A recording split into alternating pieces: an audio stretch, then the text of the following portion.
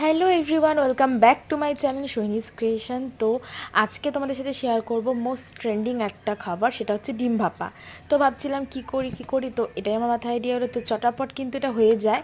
তো তার জন্য দেখো ডিম লাগবে, আর এখানে টক দই, আর হচ্ছে সর্ষে পোস্ত বাটা, আর পেঁয়াজ আর রসুন কুচি। পারলে তোমরা এটা স্কিপ করতে পারো, তো আমি এটা দিয়েছি।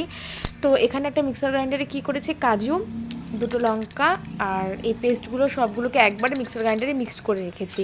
এরপর হচ্ছে কড়াইতে ডিমগুলোকে পুরো একটু লাল লাল করে ভাজতে হবে। আর প্রথমে যেটা করেছিলাম, আমি ডিমগুলোকে একটু কেটে কেটে নিয়েছিলাম যাতে সমস্ত মশলাগুলো বা গ্রেভিগুলো এটার ভিতরে ঢোকে। তো এখানে দেখতেই পাচ্ছ আমি ভালো করে কিন্তু মিক্সড করে নিয়েছি। এই যে ডিম ভাজা কিন্তু হয়ে গেছে। এরপর কি করেছি, কড়াইতে তেল দিয়ে তার মধ্যে পেঁয়াজ এবং রসুন কুচিটা কিন্তু দিয়ে দিয়েছি। এরপর এই বাটির মধ্যে কিন্তু আমি এই পুরো মশলাটাকে রেডি করব। তো দেখো এখানে পেস্টটা দিয়ে দিয়েছি, তার মধ্যে হচ্ছে টক দই, ফ্যাটানো টক দই, লবণ, লঙ্কার গুঁড়ো, হলুদ গুঁড়ো সব দিয়ে কিন্তু আমি এখন নাড়াচাড়া করে নিব। আর আমি সামান্য চিনিও দিয়েছিলাম, তো তোমাদেরকে দেখাতে ভুলে গেছি। তো দেখতেই পাচ্ছ এখানে আমি ভালো করে কিন্তু মিক্সড করে নিচ্ছি।